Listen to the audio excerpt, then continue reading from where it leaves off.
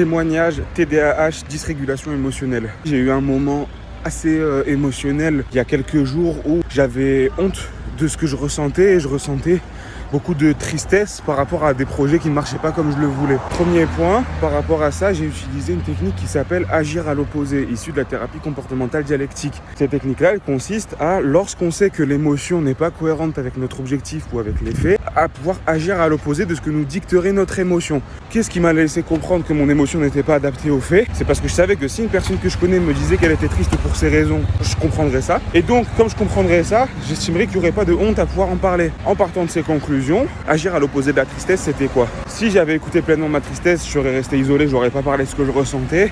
Là, je suis allé vers des personnes en faisant des stories, en parlant de mon malheur. Agir à l'opposé de la honte, ça aurait été peut-être d'inhiber ce que je ressentais, de ne pas être complètement transparent. J'ai été complètement transparent. Déjà, le premier point, comme toujours, et je vous en remercie, c'est que j'ai reçu que de l'amour, que du soutien, que de la bienveillance, que des encouragements. Quelques jours sont passés. Donc là, il a été question plutôt d'aller vers ce qu'on appelle de l'évitement fonctionnel. C'est-à-dire que j'avais trop la tête dans mon problème, ça me générait trop d'émotions. J'étais fatigué ces jours-là, donc j'étais très vulnérable à avoir des émotions très fortes, ce qui n'est pas toujours un problème, mais en l'occurrence là, ça pouvait l'être. Donc, j'ai vu des potes, je me suis concentré sur autre chose. J'ai temporisé, voilà. C'est la technique qu'on pourrait appeler accept ou évasion en français dans la thérapie comportementale dialectique qui consiste à faire de l'évitement fonctionnel. Et enfin, en rentrant de la fête de la musique, en marchant dans Nice à environ 4h du matin, je me suis posé, pas de musique, pas d'évitement.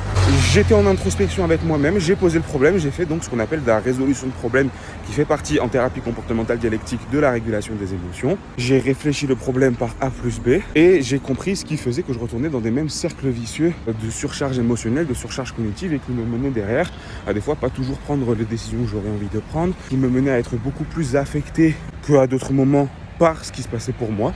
Et j'ai pu mettre du coup des solutions en place. Alors, chose importante, je suis pas né avec ces compétences-là, hein.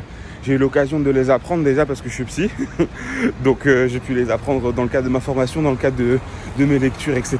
Et aussi, j'ai vu plusieurs psys dans ma vie. Voilà. Bisous.